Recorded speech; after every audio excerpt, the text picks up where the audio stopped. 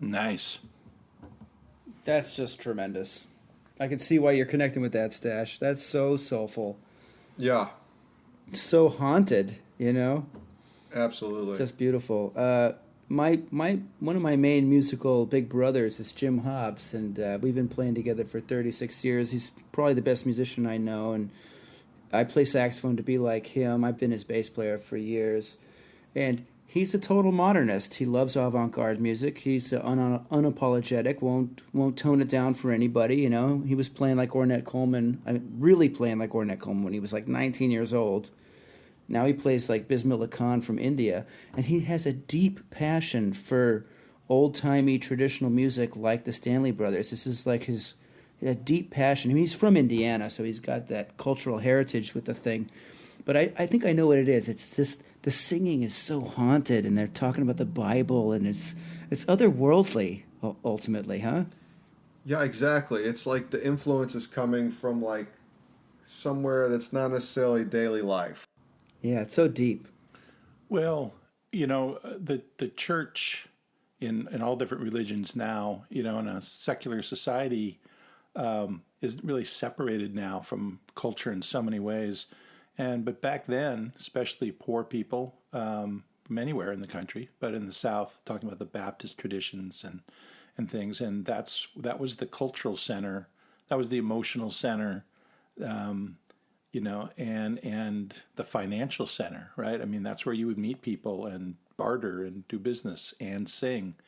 And so I think when you try to understand the roots of this music, you have to take a look at that also, as we've described from the African American side too, where that, the church has remained very culturally relevant for a lot of African American communities to this day.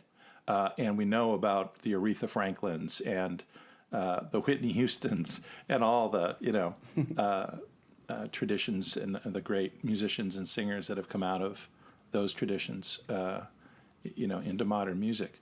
But the old music sounds like, in the best kind of way, just literally haunted. It's not just because of my nostalgia for it. It just literally sounds like ghost-like. There's something in it. There's maybe a connection to the land that people had that made them more honest and more rooted and more down to earth and more in touch with death or something like that. Yeah, there's a fear and trembling in it. Yeah, sure. Well, I like that. That sounds good. And there's a lot of death. I mean, think about some of the years, the Depression, pandemics. Yeah, country folk are closer to that shit. Yeah, for sure. Pandemics. Come on, anybody before 50 years ago was way closer to death than we are. I mean, it also... We're missing out. Yeah, right. So, and Stash, back me up on this one too. I mean, there's so many songs. We'll have to do the murder ballad Virtuosity show, or the great songs. Like, what's the Bill Monroe one about the little girl who is bitten by a snake and dies? Do you know that song, Stash? Yeah, the little girl and the dreadful snake. It's very, very weird, right? And very weird. Well, but Carl Jung would have a field day. But when Bill Monroe performed that song at a dance hall in front of people, they describe the whole audience bursting into tears, like everybody, because Now he would get voted off the island. He wouldn't be allowed to perform anymore, right? But that's because people back then got bitten by snakes. I mean, these were occurrences that these people could relate to, Well, humans are always going to be drawn into the drama of a good storytelling. And this kind of music is storytelling at its best and most bare. And so that's a universal thing that all of us crave, even if we're in the cheesy modern world that we live in. We still crave that. Well, and also just the sentimentality of mother leaving her Bible. I mean, you just can't get any more sentimental and personal than that. But all this country music, for lack of a better term, is storytelling. That last song was virtuoso haunting vocals more than it was any kind of virtuoso guitar. But we got to talk about the Stanley Brothers because that was so great. Yeah. So foundational for the whole genre, right? Yeah, and just think about now, through these cuts we've done, we've got all the different techniques: the cross picking, the G runs, the hammer-ons, the pull-offs, the leads playing, starting, and all that. And so I think that's a great group of tunes to kind of coalesce this language that's developed. And then along comes the first modernist of a new generation in the early '60s, I guess, and that's Clarence White.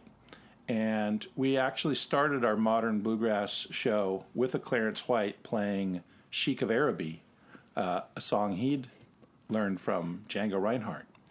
But now we're pulling back a little bit into Clarence White's earlier days when he was part of a band called the Kentucky Colonels, along with his brother, a mandolin player, Roland White.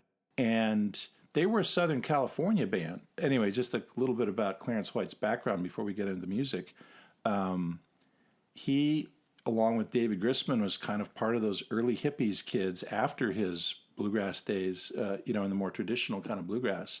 And he grew his hair and got a beard, and the music, shifting with the times, he started to develop a lot of other kind of techniques and bringing these other influences into the music and into his solos. And like Doc Watson, he was kind of a virtuoso instrumentalist of extraordinary abilities.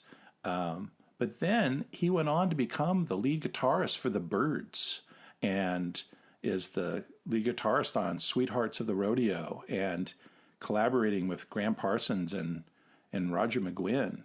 So he's kind of this iconic figure that went from that traditional thing through into rock stardom. And tragically, his life was cut short when he was loading up equipment after a gig, I think somewhere near Bakersfield or Barstow, maybe, out in the deserts of Southern California. And a drunk driver came around a corner, plowed into him, killed him, and severely injured his brother, Roland.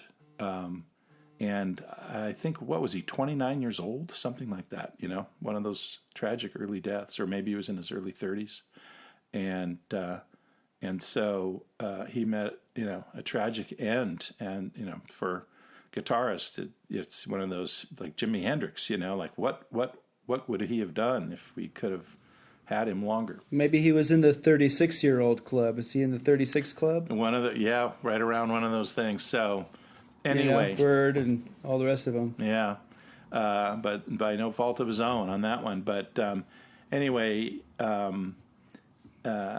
so originally I had picked I think another fiddle tune just to kind of, because that's such an important part of the flat picking canon, and you get to hear his style doing that. And but then Stash brought up a suggestion for this song that we're going to play, and we'll talk about it on the other end, and some of the things that he's doing in these styles that's really beginning to break away and do some interesting things.